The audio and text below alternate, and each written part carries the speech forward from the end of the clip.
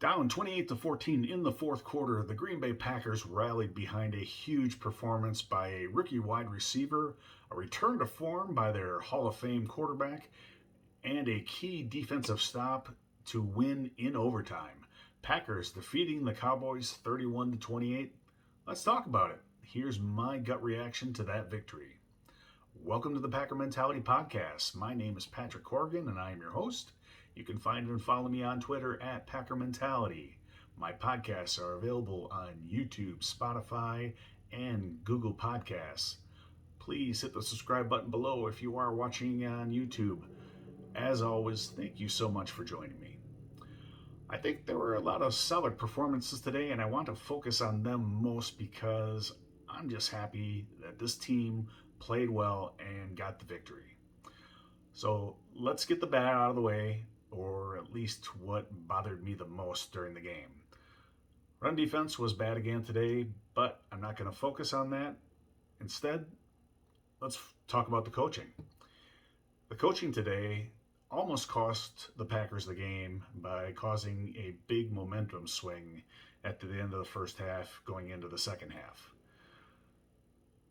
First coach I want to talk about is Joe Barry. Went into a soft zone at the end of the first half when the soft zone at no time during this season has ever worked for this Packers team. And it didn't here. Cowboys drove down the field and easily scored to tie the game at 14. So we get into the second half. And while we had seen it in the first half, Rich Bisaccia continued to trot out Aaron Rodgers as the punt returner. Why? We've all seen it, and the fans, everybody on Twitter, pretty much anyone who follows the Packers that has anything to say about it has said that Aaron Rodgers should not be out there as the punt returner. Why do you continue to put him out there? Again, he fumbled, and it cost this team 7 points. That's a 14-7 lead turned into a 21-14 deficit by bonehead and just terrible decision making by the Packers coaches.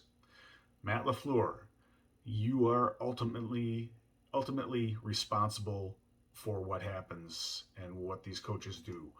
Why are you allowing this insanity by these two coaches? If you follow me on Twitter, I did tweet about this right in the middle of the third quarter, that teams that are 3-6 that have coaches making poor decisions, those coaches usually get fired. Now, I don't expect these guys to get fired. I didn't expect, even if the Packers hadn't won this game, I wouldn't expect those guys to get fired. But bad coaches on bad teams get fired. That's enough bad stuff. Let's talk about what was good today. And there were some really good performances today.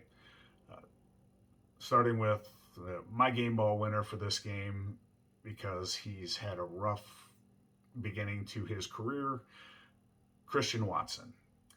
Overcame injuries in the preseason and during the season. Had a couple drops coming into this game, and actually had a couple drops at the beginning of this game. But he didn't get down, didn't go into a shell, continued to get open, and Aaron Rodgers found him. 4 catches, 107 yards, and 3 touchdowns. Huge touchdowns for this team. Showed all the potential that the Packers saw in him when they drafted him. Continued to show what he showed in minicamp and what we've seen in flashes. Getting open, making plays, running away from guys. I was just so happy for this kid to get out there and just have a huge game and show everybody what he can do. Running game was huge today. Aaron Jones, A.J. Dillon, 24 carries for Jones, 138 yards, and a touchdown. Just amazing.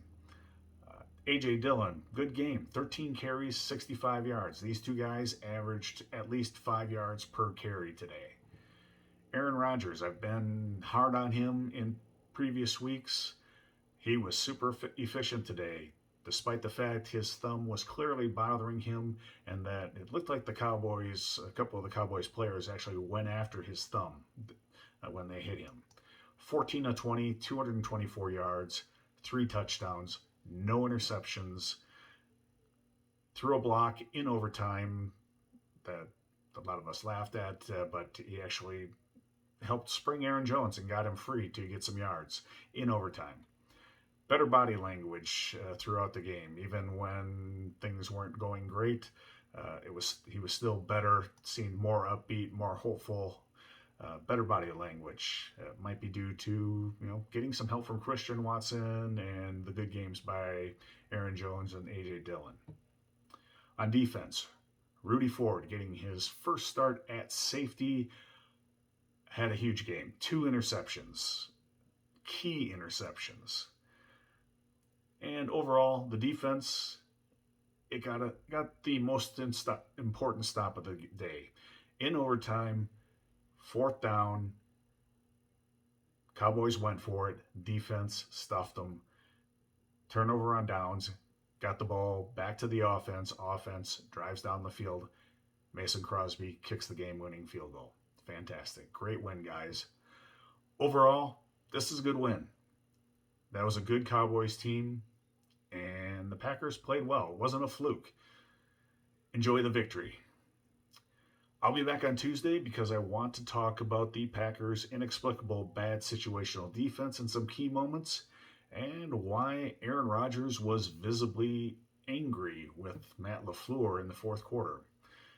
But I'm going to try and keep it positive this week. Until then, have a great rest of your week. Be safe and go Pack Go.